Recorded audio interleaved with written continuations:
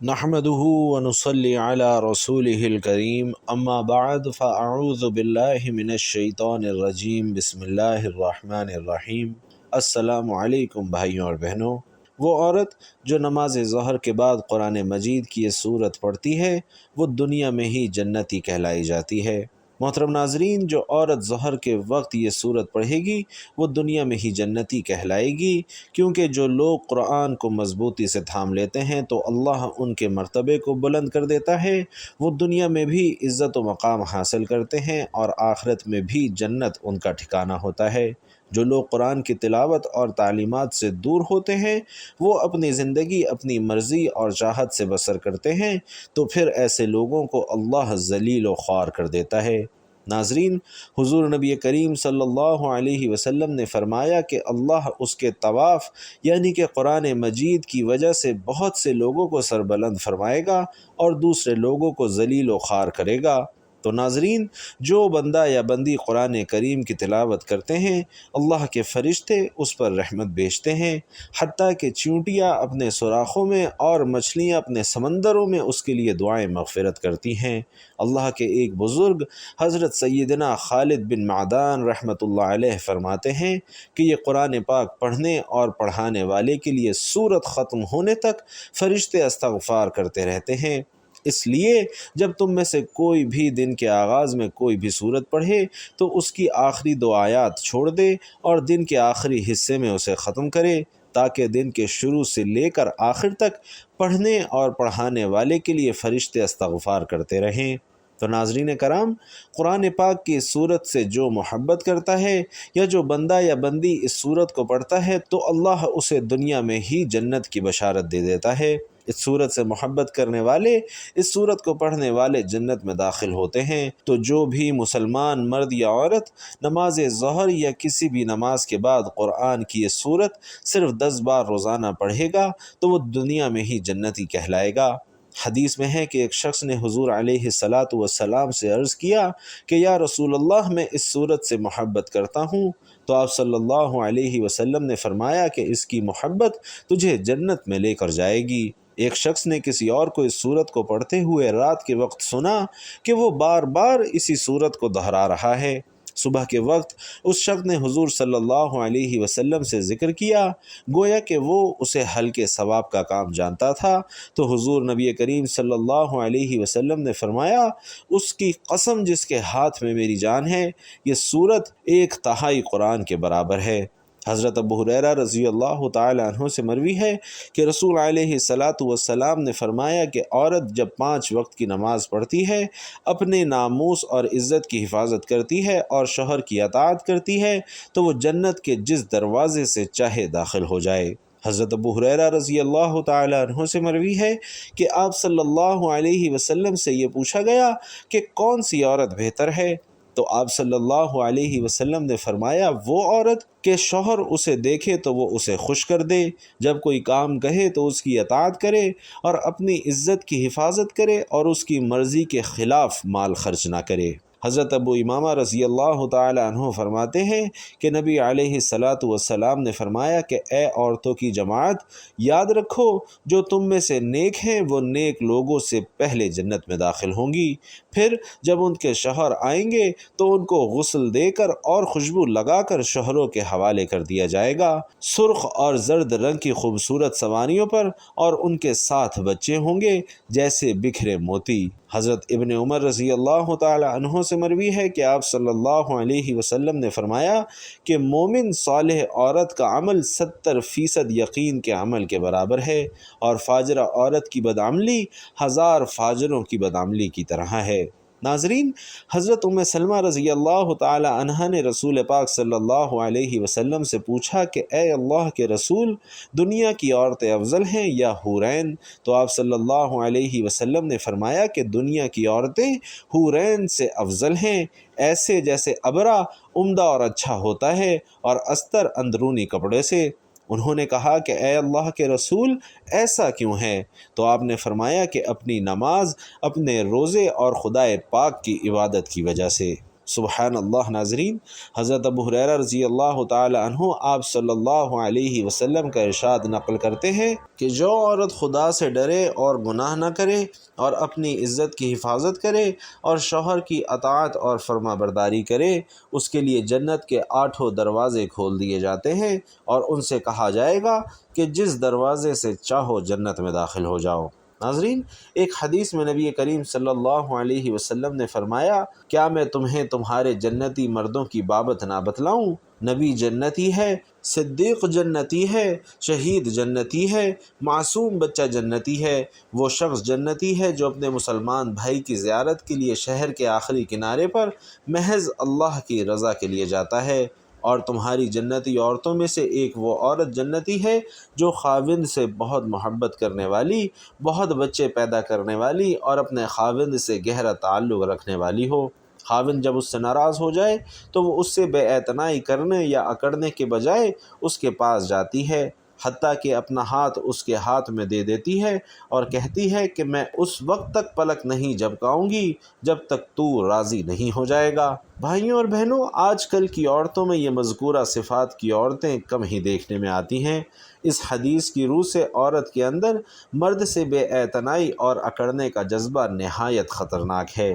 اس کے برعکس خاوند کے ناراضگی دیکھ کر اس کو منانے اور راضی کرنے کا جذبہ عورت کو جنت میں لے جانے والا ہے، بشرطے کہ دیگر احکام اور فرائض کی پابندی کا بھی اہتمام ہو۔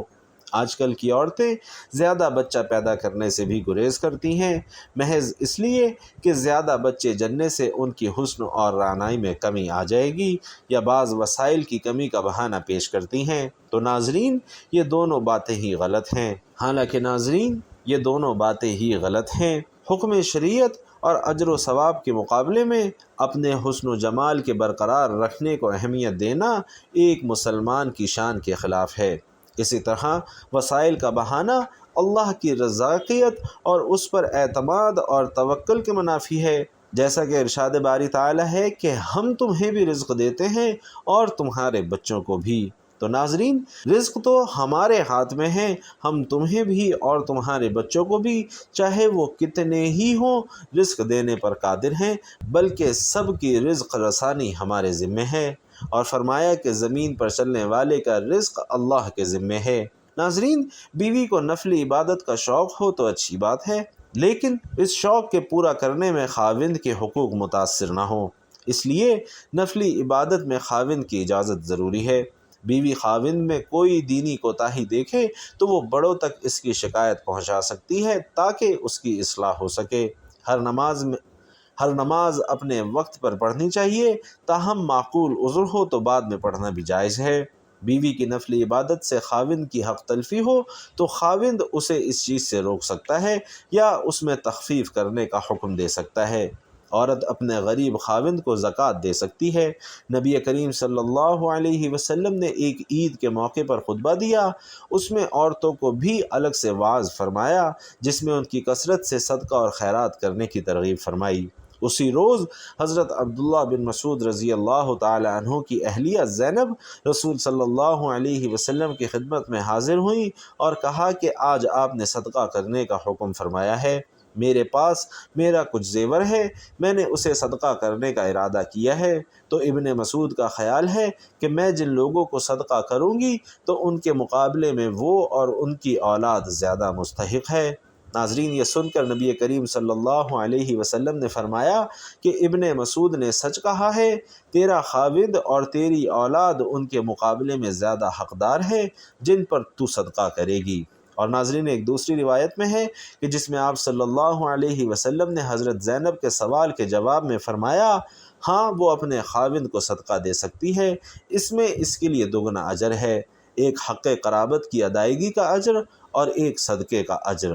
تو ناظرین، اس سے معلوم ہوا کہ خاوند اگر غریب ہو، اس کی آمدنی سے گھر کے اخراجات پورے نہ ہوتے ہوں اور بیوی صاحب حیثیت ہو یا اس کے پاس بمقدار نصاب طلائی زیور ہو تو اس کے لیے زکوٰۃ کی رقم اپنے خاوند کو دینا نہ صرف جائز ہے بلکہ افضل ہے، اس طرح وہ دگنے اجر کے مستحق ہوگی۔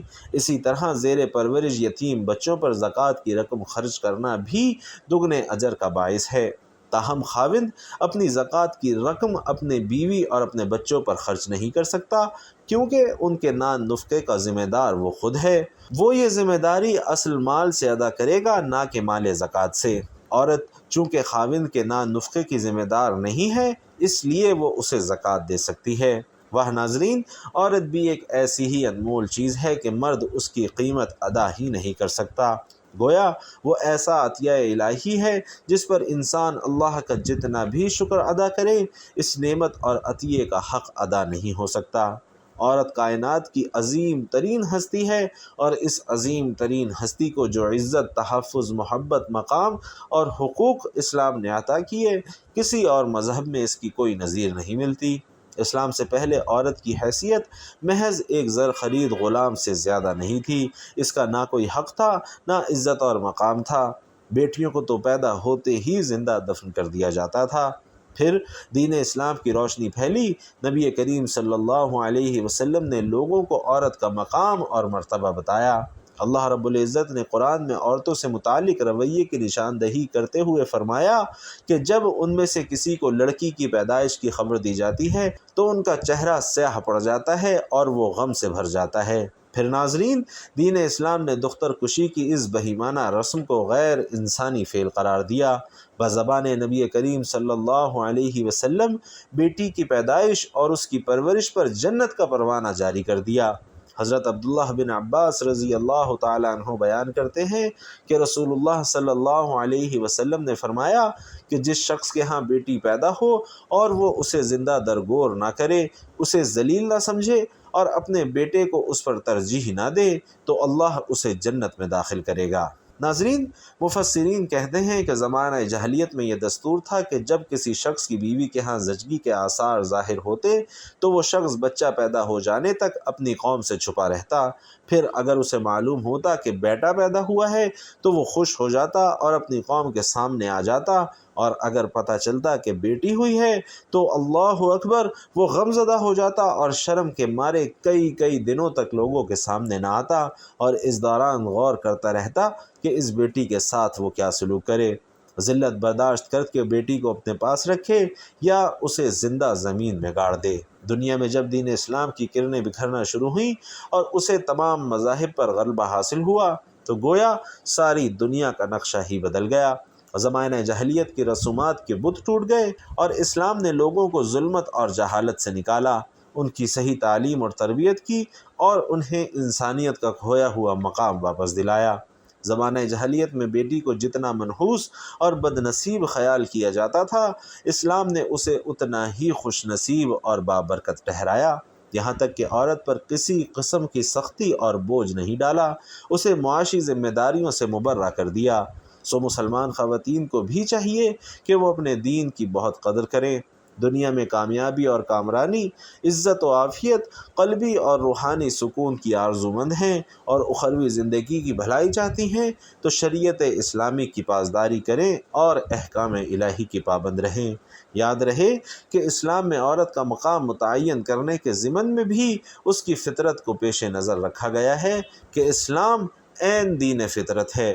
اس نے مرد اور عورت دونوں کو یکساں حقوق دیے ہیں، بلکہ عورت کو ماں کے روپ میں ہر رشتے پر فوقیت عطا کی ہے، مگر دونوں کا دائرہ اختیار الگ الگ ہے، اور اس حوالے سے آج کی عورت کو سنجیدگی سے سوچنے کی، سمجھنے کی ضرورت ہے کہ اللہ نے اسے نسلوں کی آبیاری جیسا انتہائی اہم کام سونپا ہے، تو اس کی ایک غلط سیکھ، ایک غلط قدم اور رویہ پوری ایک نسل تباہ کرنے کا باعث بن سکتا ہے۔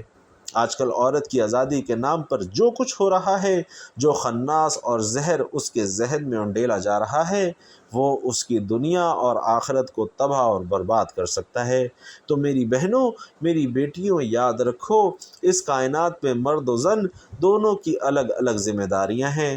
ایسی کون سی آزادی ہے جو ہمارے دین میں خواتین کو حاصل نہیں؟ یہ دین فطرت ہے، تو اس میں ایسا کچھ ہو ہی نہیں سکتا جو کہ فطرت کے خلاف ہو۔ خدا را اپنی ذمہ داریاں سمجھو اور راہ حق پر چلو کہ اگر غلط راستے پر چلتے چلتے موت آ گئی تو ابدی زندگی بھی تباہ و برباد ہو جائے گی۔ جو لوگ آزادی کے نام پر آپ کو اللہ کے راستے سے بھٹکا رہے ہیں، خدا را ان کی سازشوں کو سمجھو، انہیں پہچانو اور ان کی اعلی کار بننے سے گریز کرو کہ اسی میں دنیا اور آخرت کی بھلائی ہے۔ محترم ناظرین، اب چلتے ہیں وظیفے کی جانب۔ تو ناظرین، قرآن کی سورۃ الاخلاص، قل هو اللہ احد اللہ الصمد لم یلد ولم یولد ولم یکن لہ کفوا احد۔ ایک روایت میں حضور نبی کریم صلی اللہ علیہ وسلم فرماتے ہیں کہ جو شخص اس سورت کو 10 مرتبہ پڑھ لے گا تو اللہ اس کے لیے جنت میں ایک محل تعمیر کرے گا۔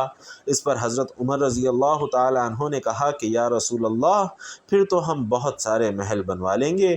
تو آپ صلی اللہ علیہ وسلم نے فرمایا کہ اللہ اس سے بھی زیادہ اور اس سے بھی اچھے محلات دینے پر قادر ہے۔ اور ایک حدیث میں ہے کہ جو شخص اس سورت کو 50 مرتبہ پڑھ لے تو اس کے 50 سال کے گناہ معاف ہو جاتے ہیں۔ سبحان اللہ ناظرین، کتنی فضیلت اور اجر و ثواب ہے اس چھوٹی سی سورت کا۔ تو آپ سب بھی نماز ظہر کے بعد یا کسی بھی نماز کے بعد یا رات کو سونے سے پہلے کم از کم 10 مرتبہ سورۃ الاخلاص ضرور پڑھ لیا کریں۔ اس سورت کو پڑھنے سے دنیا میں بھی آپ اللہ کے اجر و ثواب کے حقدار رہیں گے اور آخرت میں بھی آپ کی تیاری ہوتی رہے گی۔ محترم ناظرین، اگر کوئی مسلمان قرآن پاک پڑھنا نہیں جانتا تو سب سے پہلے قرآن پاک پڑھنا ضرور سیکھیں اور اسے اپنی زندگی کا مشن بنا لیں۔ جب تک آپ قرآن پاک دیکھ کر پڑھنا نہیں جانتے تب تک آپ سورۃ الاخلاص یاد کر لیں، کیونکہ اس کے بہت زیادہ فضائل اور فوائد ہیں۔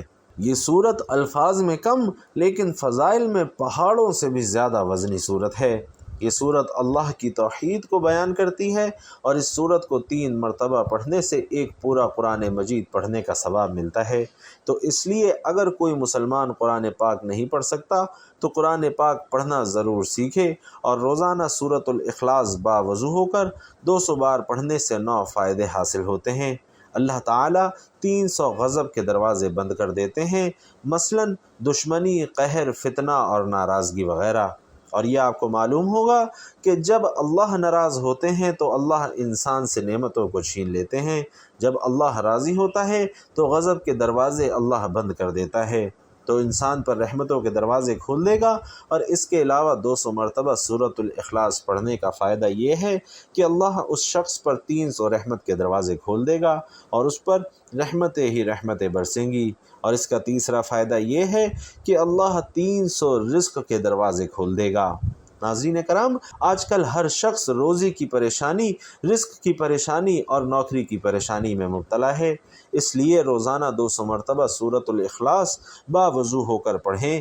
اللہ غیب سے رزق عطا فرمائے گا اور ہمیں پتہ بھی نہیں چلے گا کہ کہاں کہاں سے رزق آ رہا ہے۔ اور اس کا ناظرین چوتھا فائدہ یہ ہے کہ اللہ پاک اپنے علم سے آپ کو علم دیں گے، صبر اور سمجھ بھی دیں گے۔ اس لیے جو طالب علم ہیں، جو استاد ہیں، ان کے لیے یہ وظیفہ بہت ہی زبردست ہے۔ ناظرین کرام، 5واں فائدہ اس کا یہ ہے کہ 66 مرتبہ قرآن مجید پڑھنے کا ثواب ملے گا۔ 6واں فائدہ یہ ہے کہ 50 سال کے گناہ اللہ معاف فرما دیں گے۔ 7واں فائدہ یہ ہے کہ اللہ پاک جنت میں بنگلے عطا فرمائے گا اور ہر بنگلے کے 70,000 دروازے ہوں گے۔ دوستو، یہ تو بہت ہی مختصر سا وظیفہ ہے، اسے ضرور کیجئے۔ اور 8واں فائدہ اس کا یہ ہے کہ 2000 رکعت نفل پڑھنے کا ثواب ملے گا۔ اور 9واں فائدہ یہ ہے کہ جب بھی مرے گا جنازے میں 1,10,000 فرشتے شمولیت کریں گے۔ سبحان اللہ ناظرین، تو آپ لوگ سورۃ الاخلاص کے اس عمل کو اپنے معمول کا حصہ ضرور بنا لیجئے۔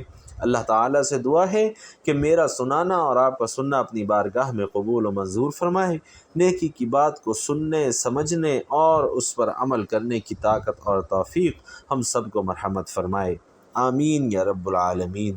ناظرین کرام، آخر میں آپ سے درخواست ہے کہ کمنٹ باکس میں سبحان اللہ لکھ کر ضرور شیئر کیجئے گا۔ اللہ تعالیٰ ہم سب کا حامی و ناصر ہو، آمین۔ السلام علیکم ورحمۃ اللہ۔